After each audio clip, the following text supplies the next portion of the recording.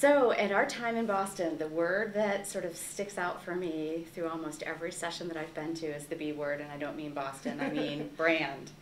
And that's something that I know you know a lot about and have a lot of experience with. So I'm really interested to see how you explain that to people, because I do feel like it's one of those most misunderstood words. Yeah. Sometimes even by people who do marketing for a living. How do you explain it to people?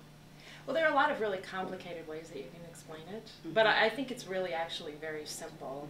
I think at its core, a brand is what you stand for in the minds of the people that you're trying to reach and influence and ultimately move to action.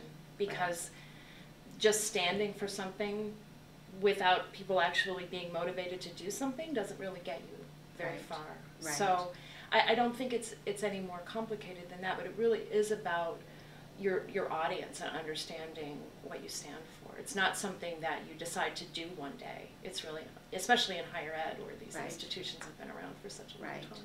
Because the fact is you already have a brand. You already have a brand. You just have to figure out what it is and how you want to evolve it. Okay. Is there something about higher education generally, because I know you've had a lot of branding experience in the private sector outside of our industry. Is there anything about higher education that just makes branding that much more difficult to figure out? Or is it just, it's hard for everyone? Well, I mean, every brand manager thinks that their category is the most difficult. But I do think that there are some unique challenges in higher ed. And primarily, I think there are 4,000 or so institutions of higher ed in this country, and we all basically do the same thing. You know, we all grant degrees to people, and there are a limited number of words in the English language to describe what that process is. But we tend to use very functional words, and so I think that the challenge in higher ed, we just heard Mary Baglivo talk about it in her keynote, is to tap into the emotional side, really tap into the emotional connections that people have with institutions and bring that out in our marketing efforts, and focus not to minimize the functional side, but to really bring out the more emotional side of the brand. Okay. I've heard you talk in the past about the fact that your brand is not your mission statement. And I think you're kind of getting at that a little bit when you talk about bringing in some of the emotional, because I'm thinking about some of the About Us pages or the facts pages that we put together, where we talk about how many students and our student-faculty ratio and how many majors and minors. Is that the kind of thing that you feel like doesn't really get us where we need to be brand-wise? I mean, that information is important to people at a certain stage, but it's not what makes someone make the decision about one institution or another.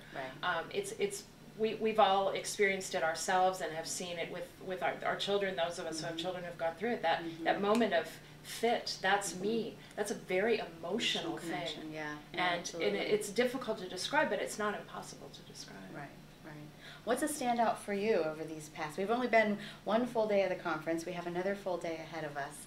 What are some things that you think have been real standouts in your time attending sessions yesterday? Well, I thought all the keynotes were great, and I thought they were a really interesting combination of keynotes to put together. We had Jason, who was very higher ed focused, and then Jelly, who was just very motivational, and today Mary talking about the messages, the learnings that we can bring from industry into higher ed.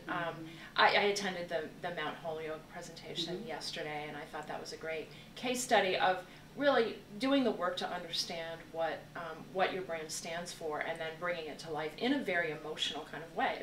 It really resonated with me.